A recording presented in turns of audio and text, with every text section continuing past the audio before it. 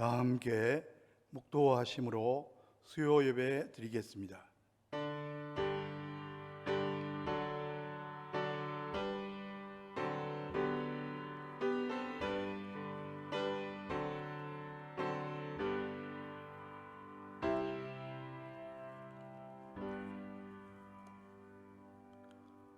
나의 힘이신 여호와여, 내가 주를 사랑하나이다. 여호와는 나의 반석이시요 나의 요새시요 나를 건지신 이시요 나의 하나님이시요 내가 그 안에 피할 나의 바위시요 나의 방패시요 나의 구원의 뿌리시요 나의 산성이시로다. 사랑과 은혜가 풍성하신 하나님 아버지, 오늘도 한날을 허락하시고 이 시간까지 하나님께서 허락하신 현장에서 또 삶의 자리에서 마땅한 본문을 감당하고 온라인 예배로 각 처소에서 예배드리게 하심을 진심으로 감사드립니다. 온라인 예배 드리는 그 현장에 우리 주의 성령께서 함께하여 주시고 그 가정에 한없는 복으로 채워 주시옵소서. 예수 그리스도의 이름으로 간절히 기원하옵나이다. 아멘. 다 함께 425장 주님의 뜻을 이루소서 찬송 드리겠습니다.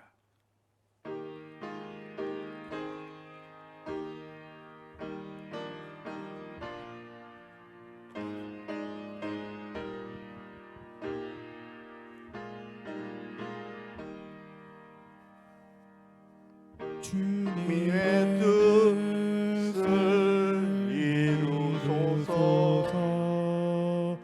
고요한 중에 기다리니 진흙과 같은 날 빚으사 주님의 형상 만드소서.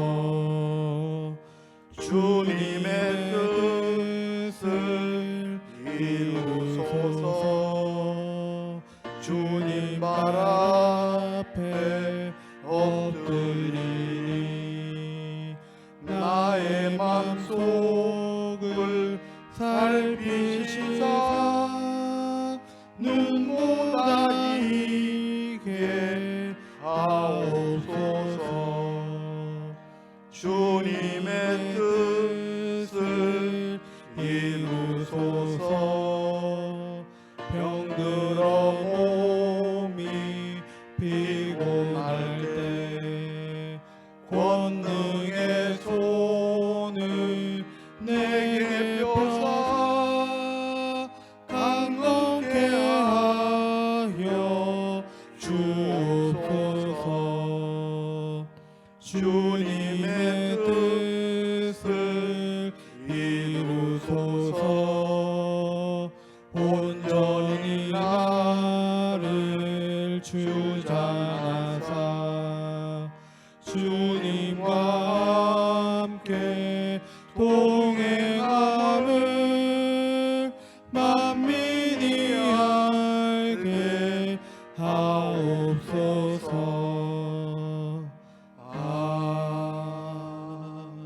아멘. 이 시간 이재명 목사님 우리 기도를 인도하시겠습니다. 기도하겠습니다. 거룩하고 존귀하신 아버지 하나님, 사랑과 은혜에 진심으로 감사드립니다. 어지러운 세상 가운데 사건 사고가 많고 복잡한 일이 많은 우리의 삶 가운데 우리의 연약한 우리를 붙드시고 주님의 자녀 삼아주시는 그 사랑에 감동하여 이 자리에 나옵니다. 이 시간 우리가 드리는 예배를 기뻐 받아주시옵소서. 예기치 못했고 금방 끝날 줄 알았던 코로나19가 많은 시간이 지나도 해결되지 않아 세상과 교회와 성도들에게 많은 타격을 주고 있습니다. 예배의 형식도 변해가고 있습니다.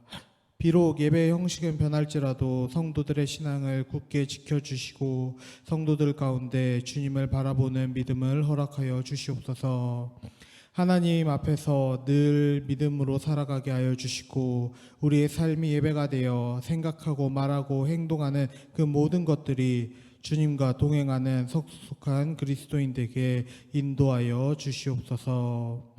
사랑의 아버지 하나님, 우리 장학교회를 기억하여 주시고 성도 한 사람 한 사람 어느 곳에 있든지 하나님께서 함께하여 주시사 은혜의 삶이 되도록 지켜 주시옵소서. 이 시간 더욱더 기도하옵기는 하나님께서 우리에게 주시는 말씀이 있습니다.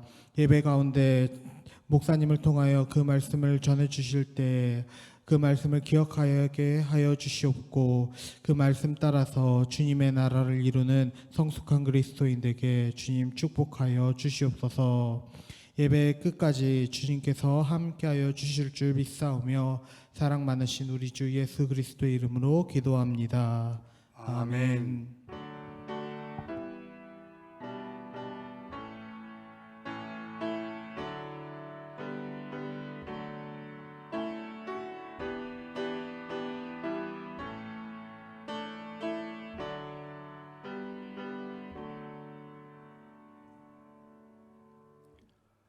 성경 말씀은 요한계시록 11장입니다.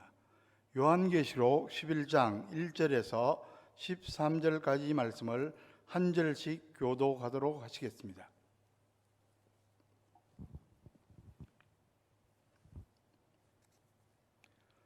또 내게 지팡이 같은 갈대를 주며 말하기를 일어나서 하나님의 성전과 제단과 그 안에서 경배하는 자들을 측량하되 성전 바깥 마당은 측량하지 말고 그냥 두라.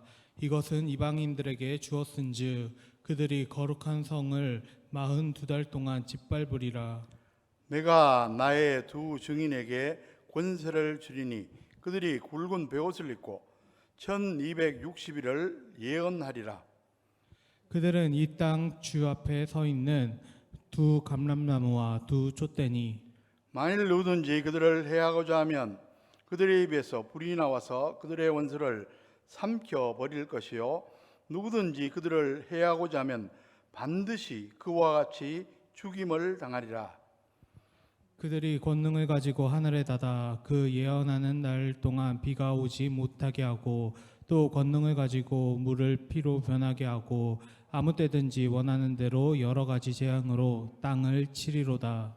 그들이 그 증언을 마칠 때 무정행으로부터 올라오는 짐승이 그들과 더불어 전쟁을 일으켜 그들을 이기고 그들을 죽일 터인즉 그들의 시체가 큰 성길에 있으리니 성은 영적으로 하면 소돔이라고도 하고 애굽이라고도 하니 곧 그들의 주께서 십자가에 못 박히신 곳이라. 백성들과 족속과 방언과 나라 중에서 사람들이 그 시체를 사흘 반 동안을 보며 무덤에 장사하지 못하게 하리로다. 이 두 선지자가 땅에 사는 자들을 괴롭게 한 고로 땅에 사는 자들이 그들의 죽음을 즐거워하고 기뻐하여 서로 예물을 보내리라 하였더라. 3일 반 후에 하나님께로부터 생기가 그들 속에 들어가매 그들이 발로 일어서니 구경하는 자들이 크게 두려워하더라. 하늘로부터 큰 음성이 있어 이리로 올라오라 함을 그들이 듣고 구름을 타고 하늘로 올라가니 그들의 원수들도 구경하더라. 13절 말씀을 함께 읽겠습니다. 그때 큰 지진이 나서 성 10분의 1이 무너지고 지진에 죽은 사람이 7천이라. 그 남은 자들이 두려워하여 영광을 하늘에 하나님께 돌리더라. 아멘. 여러분, 지난 한 주간 동안 어떻게 지내셨습니까? 안녕하셨습니까? 우리 인사말 중에 자주 사용하는 말이 바로 안녕하셨습니까? 혹은 안녕하세요입니다. 언제부터 누가 시작했는지 정확히 알 수는 없지만 이런 설이 있습니다. 우리나라는 옛날부터 북쪽의 오랑캐, 남쪽의 왜구로부터 침략을 많이 받아왔습니다. 그러다 보니까 하룻밤 사이에도 많은 사람이 죽었습니다. 게다가 의학이 발달하지 않아 멀쩡하던 사람이 몹쓸병에 걸려 급사하는 일들도 많았습니다. 그래서 이웃을 만나면 밤새 안녕하셨어요, 별거 없어요 라고 안부를 물었다는 것입니다. 그 말이 오늘날 일상적인 인사말로 굳어져 우리가 사용하고 있습니다. 그런데 코로나19 사태로 이제 일상적인 인사말에서 다시 그 옛날의 인사말이 된 느낌입니다. 하룻밤 자고 일어나서 보면 코로나19 감염 확진자 수백 명 추가, 그런 기사가 나와 있습니다. 그러니 밤새 안녕이란 말이 딱 어울리는 상황이 아닐 수 없습니다. 여러분, 우리 인생에 불쑥불쑥 찾아오는 불청객이 있습니다. 반가워하지는 않아도 시도 때도 없이 찾아옵니다. 그 불청객은 다름 아닌 고난입니다. 신앙생활을 하면서 많은 사람들이 오해하는 것이 있습니다. 우리는 하나님을 믿으니까 고난이 비껴가겠지 하고 기대하는 겁니다. 그것은 한마디로 착각입니다. 신앙과 불신앙을 막론하고 모든 사람에게 고난이 있기 마련입니다. 그렇다면 신앙의 유익이 무엇인가 하고 볼멘소리로 반문할 수도 있습니다. 그 해답이 시편 34편 19절에 나옵니다. 다윗의 체험적 고백입니다. 의인은 고난이 많으나 여호와께서 그의 모든 고난에서 건지시는도다. 하나님을 믿는 성도에게도 고난이 많다는 말씀입니다. 그런데 중요한 것은 그 고난을 하나님이 컨트롤하고 있다는 사실, 그리고 그 모든 고난에서 건져주신다는 사실입니다. 또 잠언 24장 16절 말씀도 이렇게 증가합니다. 배저 의인은 7번 넘어질지라도 다시 일어나려니와 악인은 재앙으로 말미암아 엎드려지니라. 한마디로 7전팔기입니다. 고난을 겪지만 마치 오뚜기처럼 결국은 승리한다는 말씀입니다. 이렇게도 설명할 수 있습니다. 사람은 누구나 고난을 당하지만 신자와 불신자에게 그 의미는 전혀 다릅니다. 비유해서 말하면 터널과 동굴의 차이입니다. 터널은 출구가 있으므로 언젠가는 통과합니다. 터널 안이 컴컴하지만 출구 쪽에서 빛이 스며들어옵니다. 희망이 있습니다. 소망이 있습니다. 반면에 동굴은 출구가 없으므로 통과할 수도 없고 그대로 갇혀버립니다. 빛이 들어오지도 않습니다. 희망이 없습니다. 그러니까 성도는 비록 고난을 겪는다 해도 결국은 합력해서 승리합니다. 우리가 잘 아는 로마서 8장 28절 말씀에 우리가 알거니와 하나님을 사랑하는 자 곧 그의 뜻대로 부르심을 입은 자들에게는 모든 것이 합력하여 선을 이루니라. 파란 곡절이 있지만 결국은 축복으로 결론을 맺게 됩니다. 아일랜드의 시인 오스카 와일드가 이런 말을 남겼습니다. 쓰디쓴 고난처럼 보이는 것이 때로는 변장된 축복일 수 있다. 그렇다면 저와 여러분에게 불쑥불쑥 고난이 찾아올 때 어떻게 하면 좋겠습니까? 무조건 하나님 앞에 나가면 됩니다. 마치 어린아이가 어려운 일을 만나면 무조건 부모를 찾는 것과 같은 원리입니다. 여러분, 위급할수록 하나님에게 피하시기 바랍니다. 그리고 하나님께 외쳐 기도하시기 바랍니다. 오직 전능자 하나님께 외쳐 기도함으로 당당히 승리하는 저와 여러분 되시기를 주님의 이름으로 간절히 축원합니다. 우리는 계속해서 나팔 재앙을 살펴보는 가운데 막간을 지나가고 있습니다. 이 막간은 요한계시록 전체 구조에서 가장 중요한 내용으로 자리를 잡고 있다고 누차 말씀을 드렸습니다. 때문에 지난 수요일에도 말씀을 드렸지만 요한계시록을 바르게 이해하는 아주 중요한 열쇠가 이 막간을 어떤 관점에서 해석하는가에 달려 있다는 이야기입니다. 왜냐하면 대부분의 이단들이 이 부분을 자의적으로 잘못 해석하면서 교인들을 현혹하고 있기 때문입니다. 그렇지만 우리가 바르게만 해석하면 마지막 시대를 살아가는 교회와 성도들에게 주고자 하시는 하나님의 위로와 소망을 막간을 통해서 알 수가 있습니다.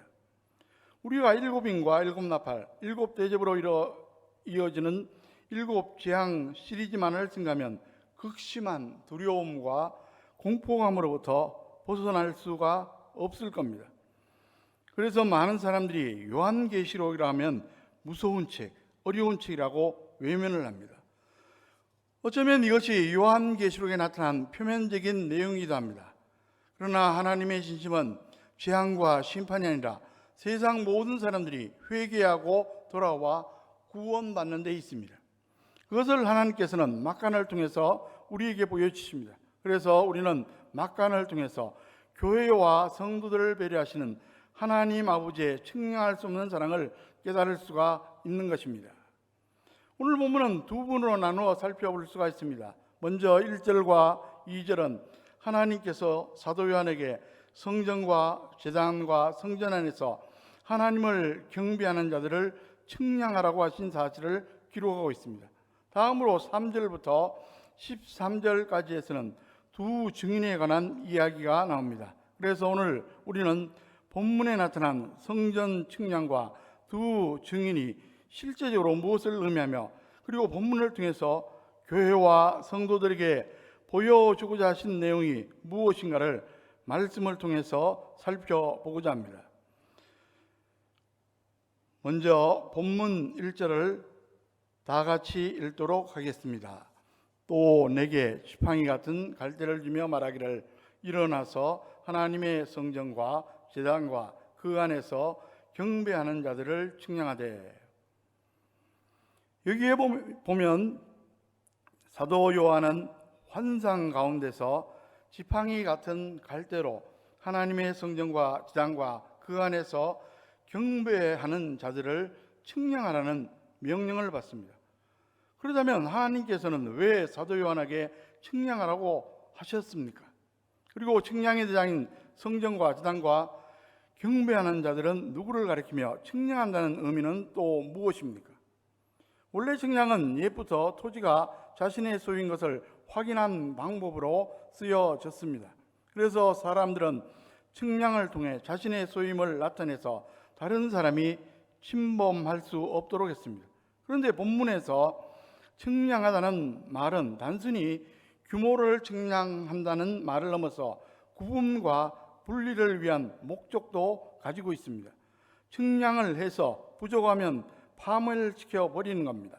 그런가 하면 측량을 통해서 보호하는 경우도 있습니다.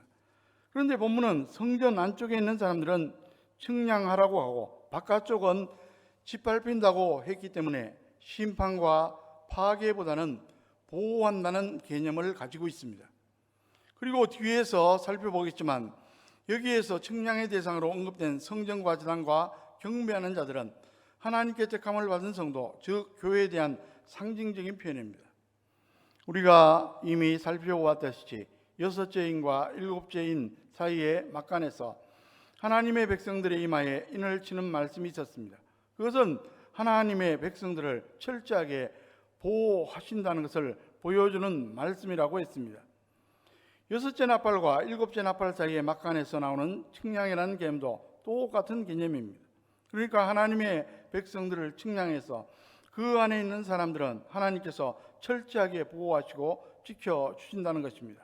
특별히 이 장면을 요한계시록이 기록되던 주 95년경에 로마 제국으로부터 핍박받은 당시를 한번 생각해 보시기 바랍니다. 지금 사도 요한은 복음을 증거하다가 밤모섬에 유배되어져 와 있습니다. 당시 세계를 지배하고 있던 로마 제국은 교회와 성도들을 모질게 박해합니다. 성도들 가운데는 믿음을 지키다가 불에 던져짐을 당하거나 순교를 당하기도 했습니다. 그런데 문제는 이런 시련과 고통의 시간들이 멈출 것 같지 않아 보인다는 것입니다. 지금 하나님의 백성들은 너무나 답답하고 고통스러운 생활 속에서 이루 말할 수 없는 고난을 당하고 있습니다. 이러한 절망적인 상황에서 아무리 믿음을 따라 사는 성도들이라고 할지라도 탄식이 나오지 않을 수가 없습니다. 하나님, 도대체 언제까지입니까? 언제까지입니까? 하나님을 거부하는 로마는 점점 더 힘이 강성해지고 믿음의 형제들은 말할 수 없는 고난과 핍박을 당하고 있습니다. 곧 임한다고 하신 하나님의 나라는 어떻게 된 것입니까? 이러한 때에 하나님께서는 극심한 박해 가운데 있는 당시의 교회와 성도들에게 환상을 통해 위로와 소망을 주기를 원하셨습니다. 그래서 하나님께서는 그 이마에 임침을 받은 성도들이 결코 멸망하지 않는 것처럼 자신이 측량하여 보호하기로 한 교회와 성도들은 절대적으로 보호해 주시겠다고 말씀하시는 겁니다. 그런데 우리가 여기에서 오해하지는 말아야 할 것이 있습니다. 그것은 교회와 성도가 하나님께로부터 인침을 받고 측량된다는 것이 모든 환난과 고난에서 자동적으로 면제받는다는 것이 아니라는 사실입니다. 교회는 아무런 환난도 없이 보호되는 사람들이 아닙니다. 오히려 어두운 세상에서 필연적으로 환난을 당하는 사람들입니다. 그러나 궁극적으로는 그 환난 때문에 멸망하는 존재가 아닙니다. 일시적으로 사방에 우겨쌈을 받을지라도 하나님께서 끝까지 보호해 주시고 견인해 주실 것이기 때문입니다. 여러분, 주께서 우리 안에 계시고 우리가 주 안에 있는 한 우리는 세상에서 어느 한순간 넘어질 수 있어도 아주 무너지지는 않습니다. 고난과 핍박을 당할수록 예수 그리스도의 생명이 우리 안에서 보다 분명하게 드러날 것입니다. 그렇습니다. 세상은 결코 우리를 이길 수 없습니다. 그러므로 아무리 극심한 환난을 당한다고 할지라도 절대로 우리를 버리지 않으시는 하나님의 사랑을 신뢰하며 좀 더 인내하시는 저와 여러분 되시기를 주의 이름으로 간절히 축원합니다. 그런데 2절을 보면 사도 요한에게 성전 바깥마당은 측량하지 말고 그대로 두라고 명령합니다. 다 함께 2절 말씀도 읽도록 하겠습니다. 성전 바깥마당은 측량하지 말고 그냥 두라. 이것은 이방인에게 주었은즉 그들이 거룩한 성을 42달 동안 짓밟으리라. 본문 이전에서 우리는 두 가지 중요한 질문을 할 수가 있습니다. 먼저는 거룩한 성의 정체가 무엇인가 하는 질문입니다. 이 물음에 대해 어떤 학자들은 거룩한 성이 문자적인 실제 예루살렘 성전이라고 주장을 합니다. 그런가 하면 세대주의자들은 앞으로 예루살렘에 성전을 다시 짓게 될 것인데 그것을 중심으로 해서 이 말씀이 기록되어 있다고 주장합니다. 옛날에는 지금의 예루살렘 성전의 더 위에 솔로몬 성전이 있었고 스룹바벨 성전과 헤롯 성전이 있었습니다. 그러나 지금은 성전이 완전히 무너져서 존재하지 않습니다. 예루살렘 성전이 있던 그곳에 지금은 이슬람의 황금 사원이 있습니다. 예루살렘 성전은 주 70년에 예루살렘과 함께 완전히 파괴되었습니다. 그리고 요한계시록이 주어진 것은 그로부터 25년 후인 주 95년경이었습니다. 사도 요한이 이 말씀을 받을 때는 성전이 없었습니다. 성전이 없는 상태에서 주어진 말씀이기 때문에 여기에서의 거룩한 성을 문자적으로 실제 예루살렘 성전이라고 주장하는 것은 문제가 있습니다. 따라서 본문에서 거룩한 성은 교회를 상징한다고 보아야 합니다. 그리고 그 안에서 경배하는 자들도 역시 하나님을 예배하는 성도들을 가리키는 것입니다. 두 번째 본문에 나오는 42달은 어떤 기간이며 바깥마당이 이방인들에게 버려두어서 42달 동안 짓밟게 한다는 말은 무슨 뜻인가? 그런 의문을 우리가 가질 수 있습니다. 본문 2절을 보시면 성전 바깥마당은 측량을 하지 않고 그냥 버려두어 이방인들에게 42달 동안 짓밟힌다고 했습니다. 여기서 42달은 동일한 표현으로 요한계시록에서 한때와 두때와 반때, 3년 반 혹은 1260일로 등장하고 있습니다. 문제는 여기에서 42달을 문자적인 실제 특정한 시기로 볼 것이냐 아니면 상징적인 시기로 볼 것이냐 하는 주장들이 있습니다. 개혁교회의 주된 주장은 여기에서 42달은 예수님의 초림부터 재림까지의 기간을 상징적으로 표현한 것으로 보아야 한다는 그러한 견해를 가지고 있습니다. 다시 말해서 예수님께서 오셔서 구원을 이루시고 부활하시고 승천해서 올라가신 그때로부터 시작해서 지금 우리가 살고 있는 때와 주님이 재림하실 때까지가 3년 반이고 42달이고 60일이라는 그러한 입장입니다. 그리고 요한계시록 전체를 보면 3년 만에 마지막 부분에 큰 환란이 닥쳐옵니다. 이것이 어느 기간인지에 대해서는 정확히 모르지만 분명한 것은 큰 환란이 반드시 옵니다.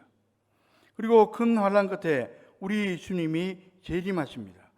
요한계시록의 구조가 그렇게 되어져 있습니다. 그렇기 때문에 여기에 나오는 3년 반은 예수님의 초림부터 재림까지의 기간을 말씀합니다. 그리고 이 기간 동안에 성전 바깥마당은 측량하지 말고 이방인에게 버려두어서 42달 동안 짓밟힌다고 말씀했습니다. 예루살렘 성전에서 성전 바깥마당은 이방인들의 뜰을 가리킵니다. 그리고 이방인의 뜰은 넓게 보면 성전에 포함되지만 실제로는 하나님의 성전으로 여겨지지는 않습니다. 왜냐하면 이방인의 뜰은 이방인들이 출입하는 곳으로 거룩하신 하나님의 성전과는 개념이 멀기 때문입니다. 따라서 본문은 비록 성도라는 이름은 가졌지만 자신을 거룩하게 구별하여 하나님의 교회에 속하지 아니하고 세상과 연합하여 연락하는 자들을 하나님께서 마지막 때에 보호하지 않을 것임을 보여주신 것입니다. 여러분, 마지막 때가 되면 예수님께서 곡식과 가라지에 비유해서 이미 말씀하셨듯이 참된 성도와 거짓 성도를 구분하실 것입니다. 그리고 참된 성도는 보호하여 완전한 구원에 이르게 하시지만 거짓 성도는 그대로 내버려두어 영원한 멸망에 이르게 하실 것입니다. 어느 곡식이든지 결실 때가 되면 그 본연의 모습이 드러나게 마련입니다. 그러므로 영적 결식인 종말의 때 어린 양이신 예수님께서 말씀하신 알곡과 가라지를 엄격하게 구분하실 겁니다. 그리고 그때가 되면 마치 가라지가 추수 때에 불살라지는 것 같이 영원한 지옥불에 던져짐을 당하게 될 것입니다. 그러므로 여러분, 하나님의 영적인 추수를 대비하시기 바랍니다. 하나님께서 보호할 자녀와 버림받아 멸망에 버려두게 될 자들을 구분하시는 그날이 곧 다가옵니다. 지금 우리 눈에 보이는 세상은 결코 영원하지 않습니다. 하나님의 심판이 임하여 모두 녹아버릴 두렵고 무서운 진노의 그날이 가까이 오고 있습니다. 그러므로 참된 정도로 구분되어 하나님의 보호하심을 받기 위해 거룩한 행실과 경건함으로 그날을 간절히 삼하는 저와 여러분 되시기를 주의 이름으로 간절히 축원합니다. 11장의 막간을 통해서 성전 바깥은 하나님께서 보호하지 않으시지만 안쪽에 있는 사람들에 대해서는 철저하게 보호하신다는 메시지를 주고 있습니다. 성경 측량이라는 장면을 통해 하나님의 백성들을 하나님께서 철저하게 보호하신다는 것을 보여주고 있는 겁니다. 그리고 이어지는 3절 이하의 말씀에서 하나님의 철저한 보호를 받는 교회와 성도들이 세상에서 감당해야 될 사명이 무엇인가를 말씀하고 있습니다. 지난 수요일 우리가 10장에서 살펴보았듯이 사도 요한이 받아 먹었던 작은 책이 입에서는 꿀같이 달았지만 배에서는 썼다고 말씀했습니다. 이것은 하나님의 말씀에 이중성을 보여준다고 말씀드렸습니다. 믿음의 성도들이 하나님의 말씀을 받을 때는 참으로 꿀같이 답니다. 우리 모두에게 이런 은혜가 있기를 축복합니다. 우리는 하나님의 말씀을 받을 때 그것이 꿀과 송이꿀과 같이 달아야 합니다. 그리고 하나님의 말씀의 단맛을 아는 자만이 고난의 쓴맛을 견딜 수가 있습니다. 교회와 성도들이 세상에서 복음을 전하다가 쓰디쓴 고난을 당할 겁니다. 그럼에도 불구하고 교회와 성도들은 하나님께서 주신 위대한 사명이 있음을 잊지 말아야 합니다. 우리는 이 사실을 3절 이하의 말씀을 통해서 다시 한번 확인할 수가 있습니다. 본문 3절 말씀을 다 함께 읽도록 하겠습니다. 내가 나의 두 증인에게 권세를 주리니 그들이 굵은 베옷을 입고 1260일을 예언하리라.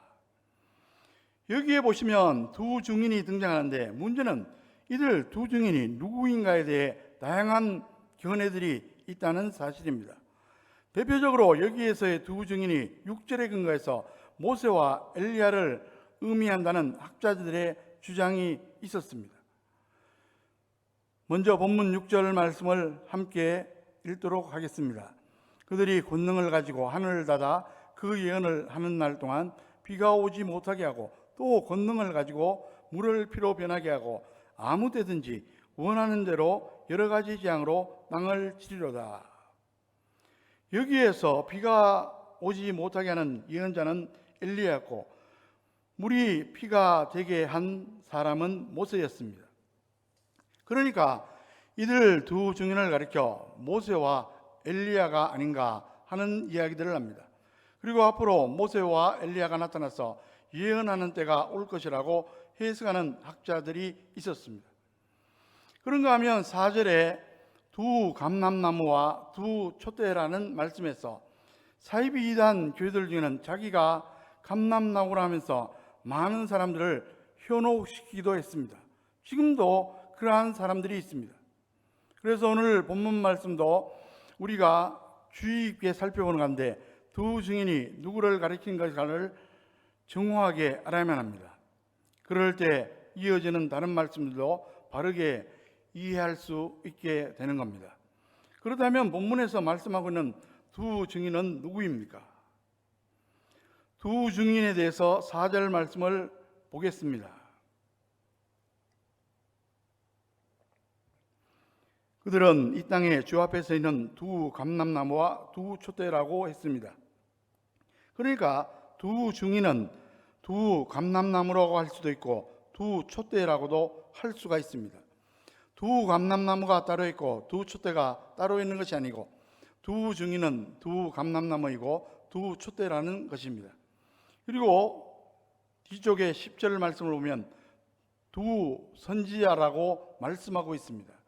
그러니까 두 증인, 두 감람나무, 두 촛대, 두 선지자라고 되어져 있기 때문에 이것은 실제적인 어떤 인물이 아니라 다른 존재를 상징한다는 것을 알 수가 있습니다. 만약에 두 증인이 실제로 어떤 두 사람을 가리킨다면 7절에서 무적행으로부터 올라오는 짐승이 그들과 더불어 전쟁을 일으키는 것과 9절에서 백성들과 족속과 방언과 나라 중에서 사람들, 이 말씀이 참으로 이해하기가 어렵게 됩니다. 9절에서 백성들과 족속과 방언과 나라 중에서 사람들은 한마디로 말해서 전 세계의 사람들입니다. 그러니까 어느 지역에 있는 사람들이 그 시체를 보는 것이 아니고 전 세계에 있는 모든 사람들이 사흘 반 동안 그 시체를 본다는 것입니다. 이것이 실제적으로 가능한 것인가? 불가능합니다. 여러분, 요한계시록이 묵시문헌이라고 말씀드렸습니다. 묵시문헌은 다양한 상징들을 사용하고 있습니다. 여기에서도 두 증인이라고 할 때 두 감람나무라고 했고 두 촛대라고 했으며 두 선지자라고 말했습니다. 그러니까 다양한 상징들을 사용하면서 그 상징들을 통해서 무엇인가를 보여주고 있다는 겁니다. 그런데 이 상징들 중에서 요한계시록에서 가장 분명하게 의미를 알 수 있는 것은 바로 두 촛대입니다. 요한계시록에서 촛대가 주는 의미가 무엇입니까? 이 물음에 대해서는 요한계시록 1장 20절이 그 해답을 우리에게 주고 있습니다. 내가 본 것은 내 오른손의 7별의 비밀과 또 7 금촛대라. 7별은 7 교회의 사자요 7 촛대는 7 교회니라. 여기에 보면은 7 촛대는 7 교회라고 분명히 말씀했습니다. 촛대는 교회를 가리킵니다. 제가 자주 강조드리지만 요한계시록의 해석은 1차적으로 요한계시록에서 찾아야 합니다. 그랬을 때 촛대가 교회라는 사실은 요한계시록 1장에서 이미 그 해답이 나와 있습니다. 그렇다면 요한계시록 11장에서 두 촛대는 교회를 가리킨다는 것이 분명해졌습니다. 그리고 11장에서 두 증인도 교회를 가리킨다는 것을 분명히 우리는 알 수 있습니다. 그렇다면 우리는 이제 두 증인으로서의 교회가 1260일 동안 즉 예수님의 초림부터 재림하실 때까지 이 땅에서 감당해야 될 사명이 무엇인지 알아보아야 합니다. 그것은 굵은 베옷을 입고 1260일을 예언하라는 겁니다. 본문 3절 말씀을 다시 한번 읽도록 하겠습니다. 내가 나의 두 증인에게 권세를 주리니 그들이 굵은 베옷을 입고 1260일을 예언하리라. 여기에 보면은 이들이 굵은 베옷을 입었다고 말씀했습니다. 전통적으로 히브리 사회에서 굵은 베옷은 회개할 때나 크게 애통할 일이 있을 때 입는 옷입니다. 따라서 주 증인이 굵은 베옷을 입고 예언한다는 것은 교회와 성도들이 세상에 대하여 회개의 메시지를 선포해야 한다는 사실을 의미합니다. 예수님께서 공적인 사역을 시작하시면서 외치셨던 첫 메시지가 회개하라였습니다. 그리고 오순절 예루살렘에 모인 수많은 사람들 앞에서 사도 베드로가 선포했던 설교도 회개였습니다. 그러므로 회개는 죄인이 하나님께로 돌아가기 위한 첫 단추라고 볼 수가 있습니다. 따라서 우리는 세상 사람들에게 전해야 할 메시지도 회개의 말씀이어야 합니다. 간혹 믿지 않은 이웃들에게 우리가 전도할 때 예수 믿으면 부자가 됩니다, 그런 말을 하기도 합니다. 물론 예수님 믿으면 부자가 될 수 있습니다. 그러나 예수님 믿어도 더 가난해질 수도 있습니다. 믿지 않은 이웃들에게 정말 중요하고도 절실한 것은 회개하고 천국 가자는 말입니다. 이것이 바로 하나님께서 원하시는 생명의 복음입니다. 본문에서는 1260일을 예언하리라고 말씀했습니다. 우리가 일반적으로 예언이라고 하면 미래에 대해서 언제 무슨 일이 일어날 것으로 생각하는 경향들이 있습니다. 그러나 그런 예언은 결단코 성경에 기반을 둔 예언이 아닙니다. 그리고 그렇게 예언한다는 사람들의 말을 그대로 믿고 따라갔다는 패가망신 당할 수도 있습니다. 성경에 근거한 예언에는 미래적인 측면도 물론 있지만 현재적인 측면이 강하게 있습니다. 다시 말해서 성경에 근거해서 하나님의 현재적인 뜻을 선포하는 것이 예언입니다. 제가 지금 말씀을 전하는 설교도 예언입니다. 그러므로 마지막 시대를 살아가는 성도는 영적인 분별력을 가져야 합니다. 그것이 성숙한 성도의 모습입니다. 본문에서 두 증인으로 상대는 교회가 해야 할 사명은 하나님의 말씀을 세상에 선포하는 겁니다. 그래서 교회를 촛대라고 말했습니다. 촛대는 빛을 밝히는 겁니다. 그러므로 교회의 사명은 주님이 오시는 그날까지 어두운 세상에 환한 빛을 밝히는 것입니다. 그것이 촛대의 사명이요, 교회의 사명인 것입니다. 무엇보다 우리는 두 증인의 모습에 주목해야만 합니다. 이들은 굵은 베옷을 입었다고 말씀했습니다. 이것은 교회와 성도들이 복음을 전하는 자로서의 합당한 옷을 입어야 한다는 것을 보여주고 있습니다. 입으로는 멸망과 회개에 관한 말을 했지만 실제로는 향락과 방종에 빠진 삶을 살고 있다면 세상 사람들은 우리가 전하는 어떤 말도 수용하지 않을 것입니다. 여러분, 진정으로 회개하는 교회와 성도만이 다른 사람을 구원할 수 있는 능력을 발휘할 수가 있습니다. 안락함을 추구하는 교회와 성도, 양적인 번영에만 가치를 두는 교회와 성도는 세상을 움직일 만한 능력을 상실한 것입니다. 우리는 결코 세상에 온갖 향에 물들인 비단 옷을 입고 세상 사람들에게 비위를 맞추기 위해 보냄을 받은 사람들이 아니라는 사실을 기억하시기 바랍니다. 그러므로 굵은 베옷을 입고 1260일 동안 우리 주님이 다시 오실 그날까지 회개에 합당한 자의 삶으로 세상을 향해 구원의 복음을 선포하는 저와 여러분 되시기를 주의 이름으로 축원합니다. 그런데 우리 주님께서는 교회와 성도들에게 아무것도 없이 그저 세상을 향해 예언하라고 말씀하시지는 않았습니다. 본문에서는 교회와 성도들에게 세상을 이기는 중요한 능력을 주셨음을 또한 말씀하고 있습니다. 첫째는 입에서 불이 나와서 원수를 삼켜버릴 능력을 주셨습니다. 본문 5절 말씀을 함께 읽도록 하겠습니다. 만일 누구든지 그들을 해하고자 하면 그들의 입에서 불이 나와서 그들의 원수를 삼켜버릴 것이요 누구든지 그들을 해하고자 하면 반드시 그와 같이 죽임을 당하리라.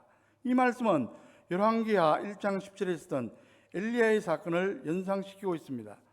엘리야가 50부장에 대답하여 이르되 내가 만일 하나님의 사람이면 불이 하늘에서 내려와 너와 너의 50명을 살을지로다 하며 불이 곧 하늘에서 내려와 그와 그의 군사 50명을 살랐더라. 하나님께서 엘리야에게 주셨던 이 능력과 권세를 교회와 성도들에게도 주시겠다는 것입니다. 오늘 본문에 보면 입에서 불이 나와서 원수를 삼켜버린다고 했으니까 마치 불과 같은 권세인 겁니다. 그러니까 예언자의 그 자체에 권세가 있는 것이 아니고 하나님 말씀에 능력이 있기 때문에 그 말씀이 불과 같이 역사를 한다는 겁니다. 그렇습니다. 하나님의 말씀은 불과 같습니다. 하나님의 말씀을 바르게 받아들이면 사람 속에 있는 모든 죄악들을 소멸합니다. 적개심을 소멸합니다. 미움과 증오심을 소멸시켜버립니다. 부정적인 생각들을 소멸시켜버립니다. 그러면서 바르게 살도록 만드는 겁니다. 그래서 하나님의 말씀을 자꾸 들으면 그 말씀이 심령 속에서 불과 같이 역사해서 그 사람을 아름답게 변화시킨다는 것 우리가 알아야 합니다. 둘째는 모세와 엘리야에게 주신 권능을 약속하셨습니다. 본문 6절 말씀을 보시기 바랍니다. 모세는 하나님의 능력을 힘입어 그의 입에서 나오는 말로 물이 피가 되게 했습니다. 그런가 하면 엘리야는 기도함으로 3년 6개월 동안 하늘의 문을 닫아서 비가 오지 못하게 했습니다. 마찬가지로 하나님께서는 세상을 향해 복음을 증언한 교회와 성도들에게 이스라엘 역사상 가장 위대했던 두 선지자인 모세와 엘리야가 받던 권능을 주신다는 말씀입니다. 그러므로 오늘 우리들에게도 모세와 엘리야와 같이 세상이 감당하지 못할 큰 능력과 권세를 주셨다는 것을 믿으시기 바랍니다. 하나님의 백성들이 세상 사람들에게 핍박을 받거나 무시당하지 않도록 세상의 어느 누구도 흉내낼 수 없는 놀라운 권세와 능력을 주셨습니다. 그러나 여러분, 이런 권세가 아무나 쓸 수 있는 것이 아니라는 사실을 알아야 합니다. 이 권세와 능력은 오직 복음 전파의 사명을 신실하게 감당하는 자들만이 누릴 수가 있습니다. 그러므로 말세에 대해 말씀을 전함으로 인해 받는 고난을 두려워하지 마시기 바랍니다. 오히려 위로부터 부어지는 능력과 권세를 받아서 세상을 향해 생명의 몸을 담대하게 전하는 저와 여러분 되시기를 주의 이름으로 간절히 축원합니다. 본문 8절을 보면 이 세상을 가리켜 영적으로 하면 소돔이라고도 하고 애굽이라고도 하는데 주께서 십자가에 못 박히신 곳이라고 했습니다. 성경에서 소돔과 애굽은 하나님을 거역하고 대적했던 대표적인 죄악의 두성이었습니다. 여러분, 영안을 열고 세상을 똑바로 바라보십시오. 본문에서 세상의 외적인 면이 아니라 영적인 면을 구일지 밝힌 이유는 우리들에게 영적인 눈으로 세상을 보라는 의도입니다. 세상은 죄악으로 가득 차 있고 사람들이 생각하고 행동하는 모든 것들이 다 악합니다. 지금의 세상은 하나님을 대적하는 것을 의무로 담고 허탄한 무신론이나 물질 만능주의로 교만이 가득합니다. 사단은 돈과 쾌락의 덫을로와 하나님의 백성들을 넘어뜨리기 위해 우는 사자처럼 달려들고 있습니다. 이것이 우리가 살고 있는 세상의 모습입니다. 그러므로 사단의 속임수에 넘어가지 말고 영연으로 세상을 똑바로 바라보시는 저와 여러분 되시기를 주의 이름으로 축원합니다.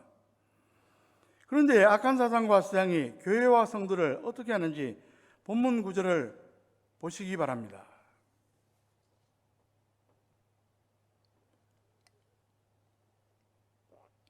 백성들과 족속과 방언과 나라 중에서 사람들이 그 시체를 사흘 반 동안을 보며 무덤에 장사하지 못하게 하리로다.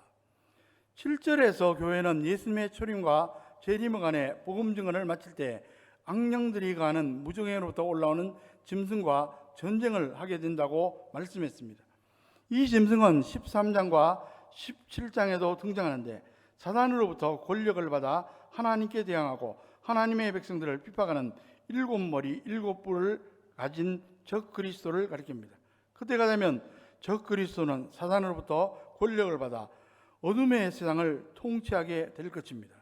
그리고 그때가 되면 세상은 마치 교회가 없는 것과 같은 상태가 될 것입니다.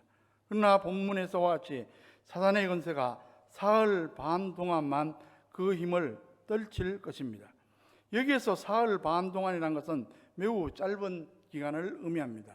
짧은 기간 동안 적그리스도는 교회를 굉장히 박해할 것이며 그 기간 동안 교회와 성도는 환난과 어려움을 당하게 될 겁니다. 그러나 기억하시기 바랍니다. 말세에 있을 사단의 승리는 잠시 동안일 뿐이지 완전한 승리는 아닙니다. 마치 불꽃이 사그라질 때 가장 환한 빛을 내듯이 사단의 최후가 임박했음을 알리는 신호탄일 뿐인 것입니다. 교회는 비록 무종에서 올라온 짐승에게 죽임을 당하지만 11절에서처럼 하나님께로부터 생기가 그들 속에 들어가 다시 살아날 것입니다. 그리고 12절에서 볼 수 있듯이 사망 권세를 깨뜨리고 하늘에 오사 온 우주를 영원토록 통치하시는 주님과 함께 교회는 영원한 승리자가 될 것입니다. 그렇기 때문에 하나님의 교회와 성도들은 결코 낙심하거나 좌절해서는 안 됩니다. 사단과 어둠의 세력들은 우리 주님이 오시는 그날 영원한 무적행성으로 떨어져 반드시 종말을 고하게 될 것입니다. 그러나 교회와 성도들은 우리 주와 더불어 세세토록 왕노릇하게 될 것입니다. 가끔 우리는 이런 질문을 할 때가 있습니다. 하나님께서 우리를 보호해 주시면 모든 고난과 환난으로부터 완벽하게 보호해 주실 것이 왜 이렇게 우리로 하여금 고난과 환난을 당하게 하시는 방식으로 보호하시는가? 어쩌면 이 물음은 고난의 가시밭길을 걸어가는 모든 성들이 가장 궁금해하는 부분일 겁니다. 이 물음에 대한 직접적인 대답이 될 수는 없겠지만 오늘 본문을 통해서 하나님의 백성들이 고난과 환난을 당해만 하는 필연적인 이유를 찾아볼 수 있다고 생각을 합니다. 여러분, 교회와 성도들이 이 세상에서 당하는 고난은 하나님이 세상을 구원하는 사역의 기간 동안에 당하는 가슴앓이라고 할 수가 있습니다. 패역한 자들을 돌아오게 하는 하나님의 역사 가운데 필연적으로 생겨나는 고난이라는 말씀입니다. 여러분, 아직도 돌아와야 할 사람들이 있기 때문에 하나님께서는 우리를 세상에 두시는 것입니다. 그리고 우리는 회개의 복음을 받아들이지 않는 세상으로 인하여 마음이 상하는 것입니다. 반면에 세상은 회개하라는 그 소리가 듣기 싫어서 우리를 굉장히 싫어하고 그렇게 박해하는 것입니다. 그럼에도 불구하고 우리는 돌아와야 할 자들을 향해 끊임없이 회개의 복음을 선포해야만 합니다. 여러분, 이 시간 자기 자신을 한번 돌아보시기 바랍니다. 오늘 우리가 이렇게 돌아서기까지 우리 때문에 고통을 당하며 기다렸던 누군가가 있었습니다. 그 누군가가 십자가를 지고 간 결과로 오늘 우리는 이렇게 하나님의 귀한 복을 누리게 된 겁니다. 지금 우리는 이렇게 하나님 앞에서 복음의 기쁨을 누리지만 과거 하나님 모를 때를 생각해 보십시오. 그때 우리는 참으로 무지했습니다. 그래서 복음을 전한 이웃과 형제들을 향해 욕설을 퍼붓기도 했습니다. 어쩌면 우리의 패역함으로 인하여 누군가의 가슴이 심하게 멍들었을 겁니다. 그 아픔을 묵묵히 견뎌줬던 성숙한 그 사람들로 인하여 지금 우리가 이렇게 처리된 것입니다. 비로소 하나님 아버지의 마음을 이해하는 사람이 된 겁니다. 이것이 사실이라고 한다면 여러분, 이제는 우리 차례입니다.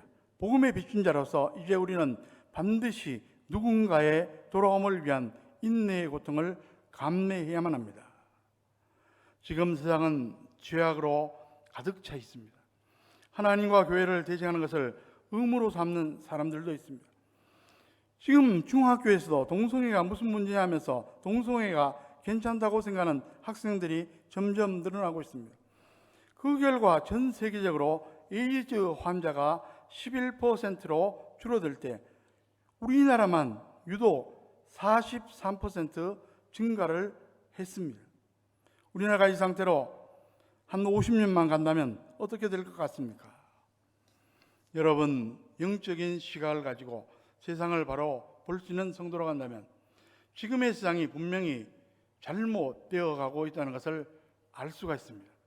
지금은 그래도 성도들의 눈에서 눈물이 덜 흐르고 있습니다. 그러나 앞으로는 신앙을 지키기가 얼마나 어려운지 피눈물을 흘리게 될 겁니다. 그렇게 교회들이 약해져가는 상황에서 적그리스도가 등장해서 예수 믿는 사람들을 죽인다고 했을 때 교회 안에 남아있을 사람이 과연 몇 명이나 있겠습니까? 지금 현재 한국의 사회가 정상적인 사회는 아닙니다. 동성애를 합법화시키려고 하고 건강한 가족 문화를 파괴시키려고 시도합니다.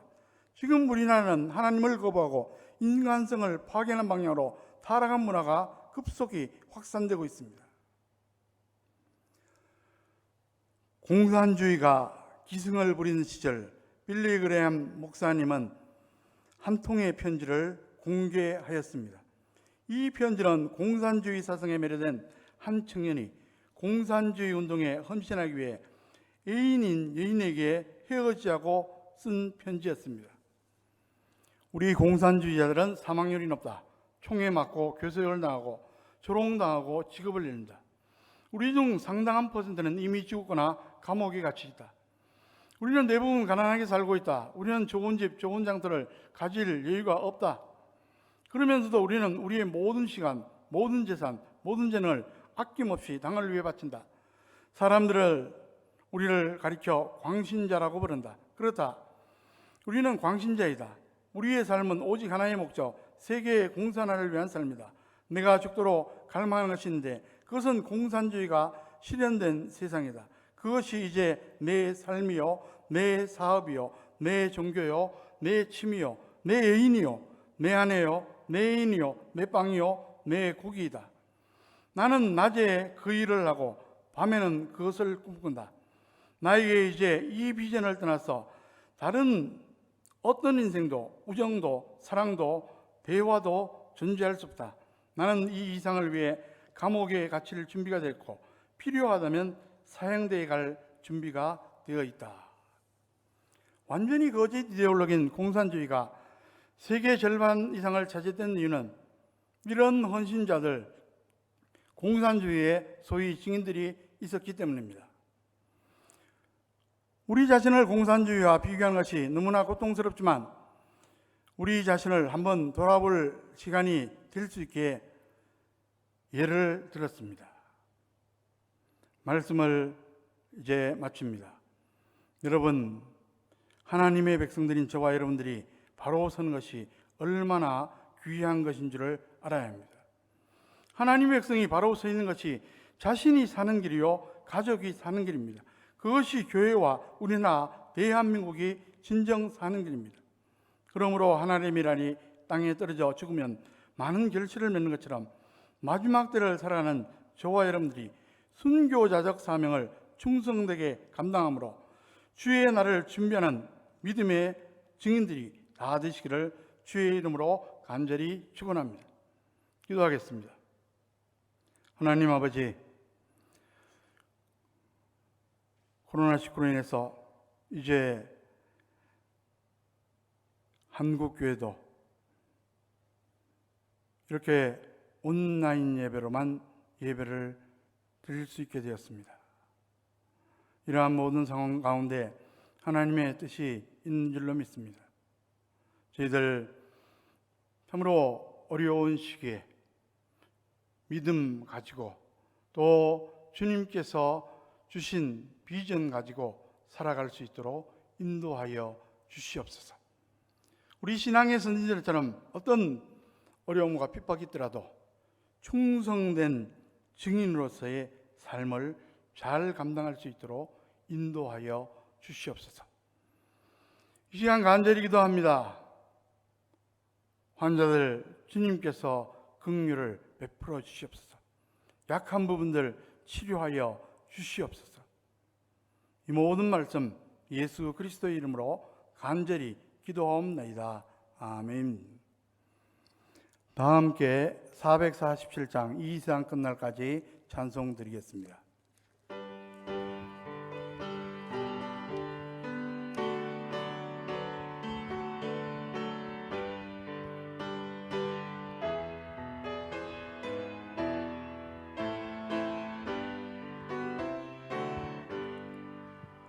이 세상 끝날까지 주 섬겨 살리니 내 친구 되신 주여 늘 함께 하소서. 주 나와 함께하며 전쟁도 겁없고 주 나를 인도하며 늘 안심하리라. 나 주를 따를 때에 주 약속하신 그 영광 중에 모두 이루어 주소서. 나 주의 뒤를 따라 춤서며 살리니 그 크신 은혜 속에 날 인도하소서. 이 세상 온갖 시험 내 마음을 흔들고 저악한 원수들이 안팎에 있으나 주 나를 돌보시사 내 방패 되시고 내 옆에 계신 것을 늘 알게 하소서. 저 영광 빛난 곳을 주 허락했으니 그 허락하신 곳을 늘 사모합니다. 끝까지 쉬지 않고 주 따라가리니 주 넓은 사랑으로 늘 인도하소서.